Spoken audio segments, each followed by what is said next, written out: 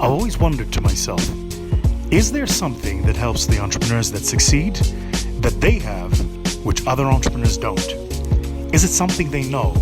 Is it how they run their businesses? Is it the people they hire? Is it where they went to school? Is it their socialization, their background, their education, their mental spaces? What is it that makes the entrepreneur succeed? Welcome to my masterclasses, where I share with you everything you need to know about how to become a high-growth, high-scale entrepreneur. I'm joined by guests. We break down the myths, the ideas, the lids, the legends, everything you need to know to become a high-growth entrepreneur. Warning, this is the High Performance Zone. As you do a lot of services, at the end of the day, you must price your product. And if you price it incorrectly, the rest of the businesses... You're dead. You're dead. That's such an important point. What do you do? I'm a landscaper. My sympathies. So it's a services business? It's a service business. Yeah. You know, I think it's such a powerful question, because this thing about pricing right is, if you get it right, and you've got to be careful what you want to tell the market. If you sell a commodity, then sometimes the price is fixed. Do you know what I mean? Landscapers, conveyancers. Typically, if I'm dealing with them, this is the price, and it's related to the price of the asset, the property itself that I'm having something done with. They're going to charge me a fee. Architects, those type of things. So they kind of fix the price there. So the only way then to achieve a price differential is if I have a brand differential.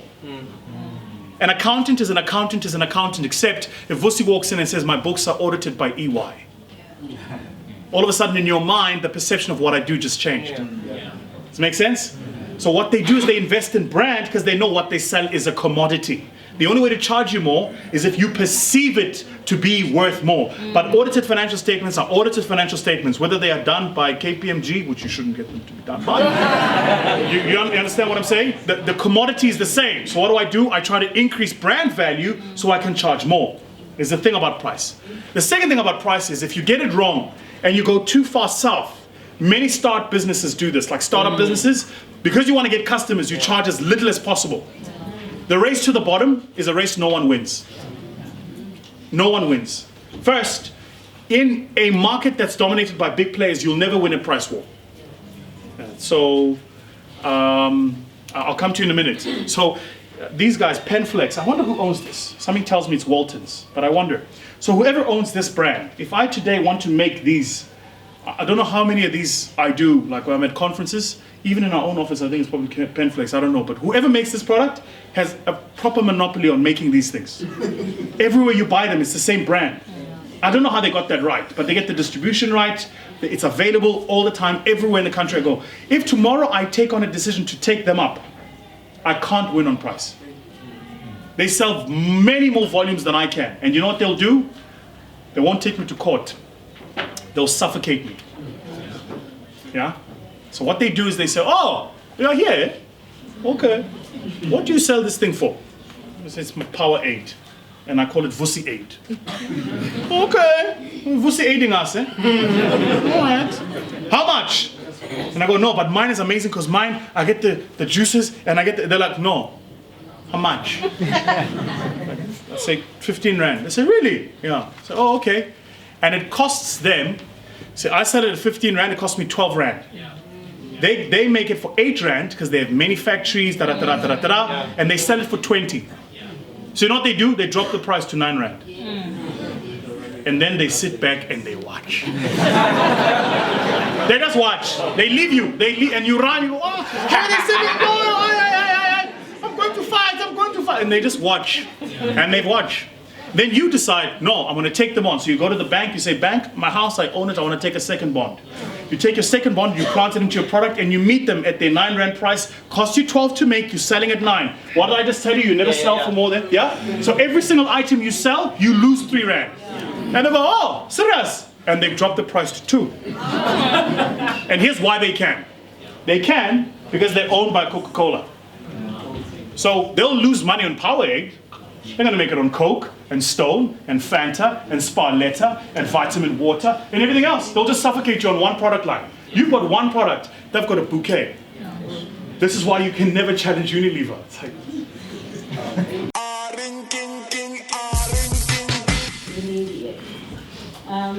Umbuzo income statement. So after profits, after tax, dividends, how much do I pay myself as a main shareholder? Because that's my problem. I've ran businesses from when I was in primary school, and they're all successful, but imali kayidla. Like I would say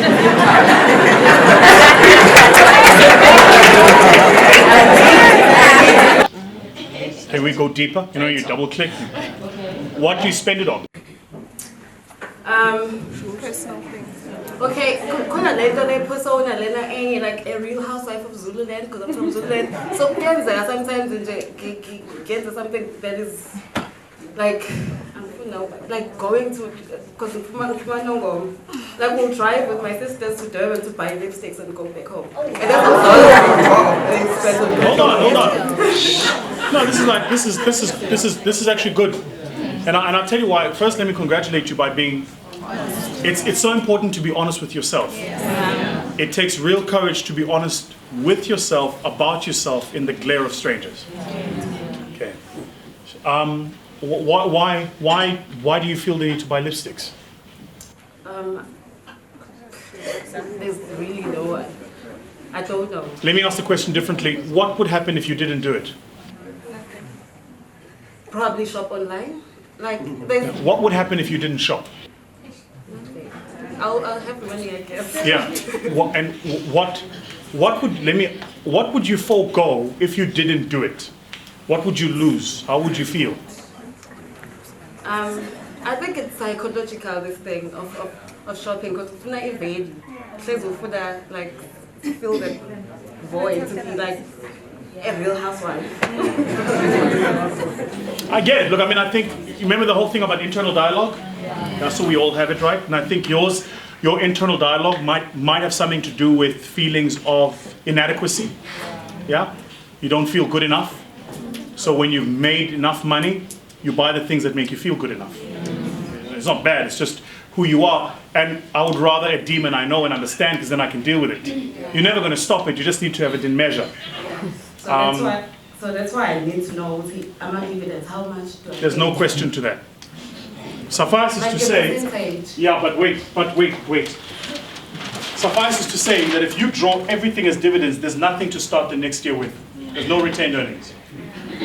There's no answer to that. There isn't. You might want to take 90% of your money and pull it out the business. But then the question you've got to ask yourself is, could I survive the next year, the first 6 months, with 10% of what I made last year left in the business and no new sales?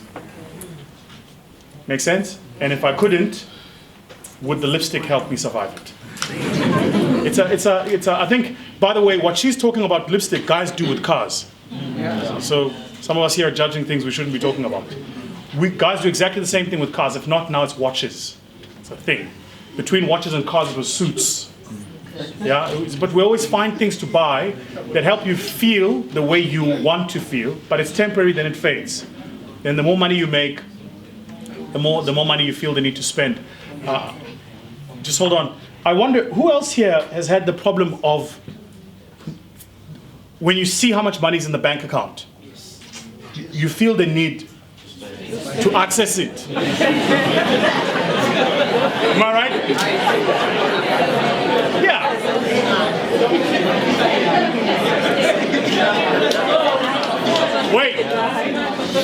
Wait, do you know where that comes from? Remember that scale we went through of how you earn? People who earn wages spend all the wages they earn. Now, it links to the conversation we had earlier, but if you come from places of depravity where there was nothing, it means everything that was made was spent. Which means psychologically we learned we make to spend. So the farther up I go, the more reasons I'm going to find to spend. That's why I make it, Paul. I make it to spend it. Then we find ways to convince ourselves, like, well, I work very hard. I deserve it. Yeah? Or you're just self-justifying, but you're up here now, or somewhere here, and you're living with habits of a person down here.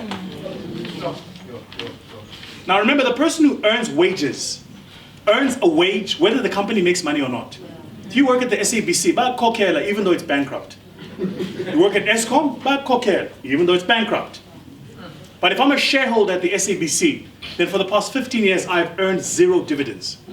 So my behavior as a shareholder needs to be the behavior of a person who goes, could I live 10 years without this thing paying me? When Johan Rupert arrives for a board meeting, I promise you now, the car he's driving, he doesn't know the installment. He's probably not driving. But whatever it is, he's not here. You have to learn the habits of where you are and where you want to go, not where you come from.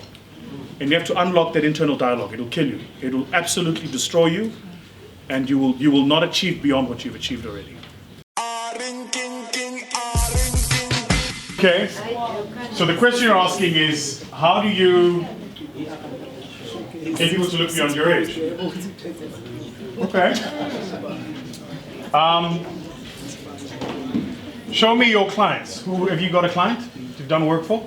Well, I'm working with my uncle's business. He owns Beluga and Gateway. Beluga? Oh, that's them. Now we're talking big money. Big money. Only doing all that.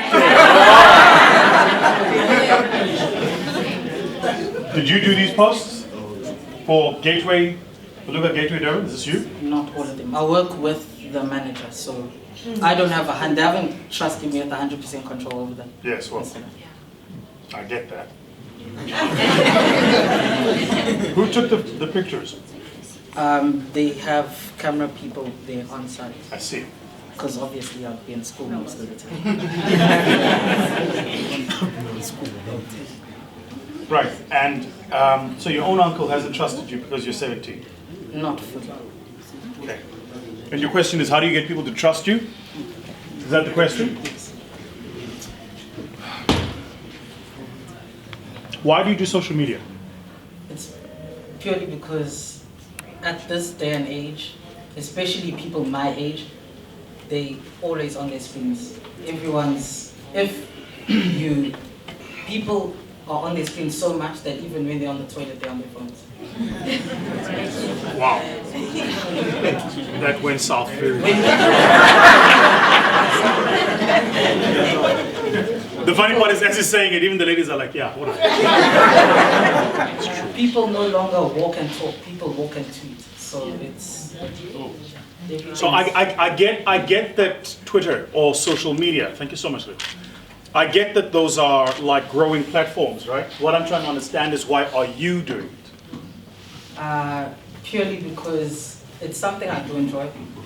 Like, it's one of the first things I do in the morning. I wake up at 3 and the first thing I do is go on my phone and I'm on social media. Lord knows what I'm looking at.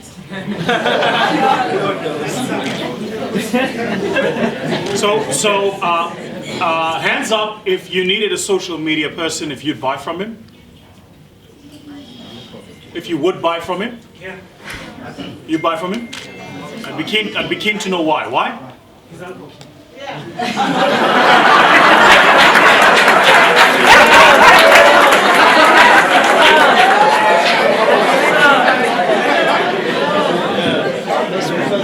Sorry, wait, what about his uncle? His uncle's big. Why is his uncle big? I don't know. What's his name? Yeah, he's big. He's very big. What do you mean, like physically big or? In terms of business and respect, like I do stuff for Moses for free. Because if I walked into any company or any other business person and they asked me who you've done business for, I said, Moses stand, but get the job. Yeah, this is the thing about KZN. You can tell it. There's definitely here. I was actually saying it to somebody now over lunch. There's a. Can I be honest with you guys? This is just my reading of this place. So, older people, much older people here, are wiser but not as intelligent, and they're not as educated. So they slow things down a lot. You young guys aren't as wise, but you're more educated and typically more intelligent. So you want to speed things up a lot.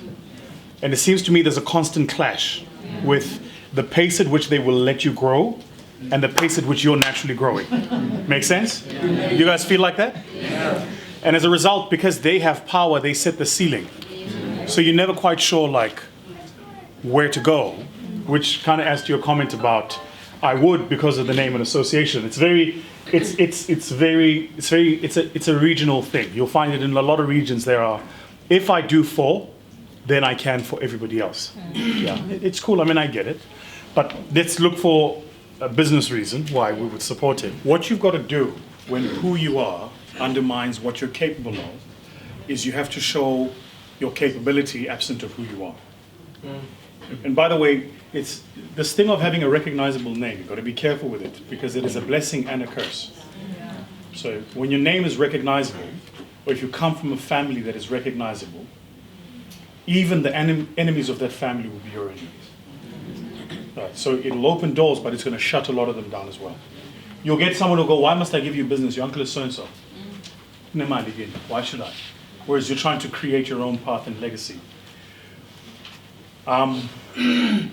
So maybe think about this. So the first thing is definitely start learning a bit about analytics. I think he's right. I would definitely do that. Do you know anything about analytics? I do to an extent, but obviously I can always increase my knowledge. Right, right. So do you know the difference between a South African 17-year-old in Durban and a 17-year-old in Silicon Valley?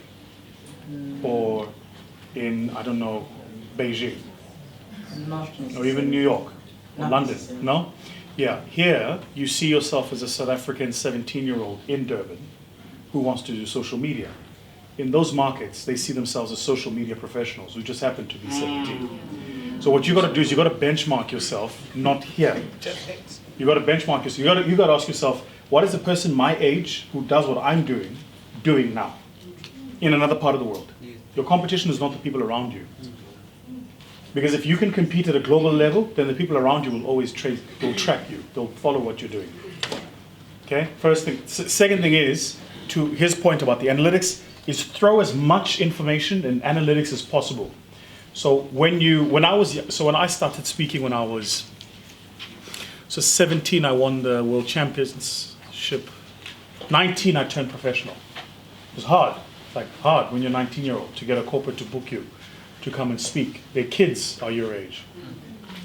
Yeah. So then what I focused on was a lot less about how young I was, and a lot more about what I had done even though I was that young. So if you elevate track record, age doesn't matter, or it matters less. Yeah? So whatever brands you've worked with, you've got to show that track record. And what I would do if I was you, I said to you earlier, free is not a sale, it's a giveaway. I'd find free. So I'd find as many clients who want free stuff as possible. So the ladies who run the fruit, whatever you're discussing with them, don't bill them. Do it. Just take it as like exposure. They must be your sample, your case study. Learn as much as you can. It's like the first girl you date in high school. You know nothing, but like you're learning. You know, so when I kiss, do I go in left? Do I go in right?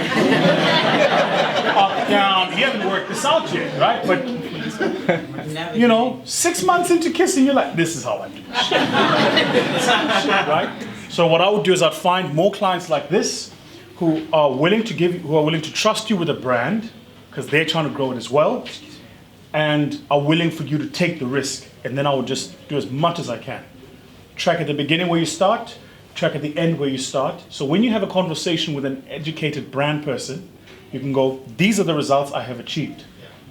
Let's not have a conversation about how old I am. Look at my shit. I can do the same for you. It shifts. Those things about conversational anchors, especially in the sales process, try and look for where the anchor in the conversation is. For women, it's typically you're a woman. And it's hard, especially for attractive women. I think it's so hard for you guys. Ladies, it's like really hard for attractive women because people see you. And you're in trying to have a serious business conversation and this person is looking at you.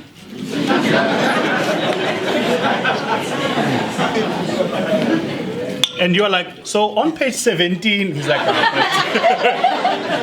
what I was saying on the proposal, and he's not there, right? So then what you got to figure out is how do I shift the conversational anchor as quickly as possible? Get this person to look at the things I want them to look at, not the things that they are predisposed to looking at because of how they see the world.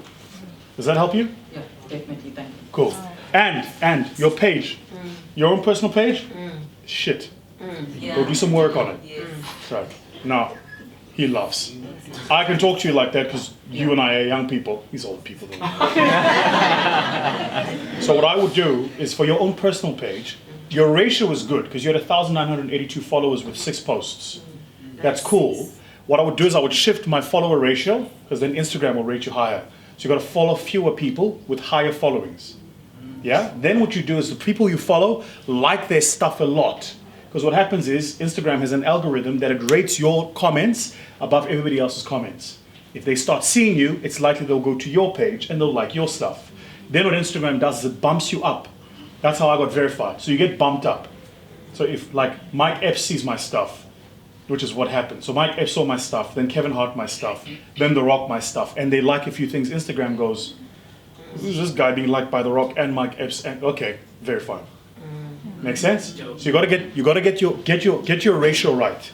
If you get that ratio right and you get your posts right and you get the right people looking at you, then you'll see very quickly that you get pushed up. But your page has, you gotta think about your page as an advertisement, not as a personal page.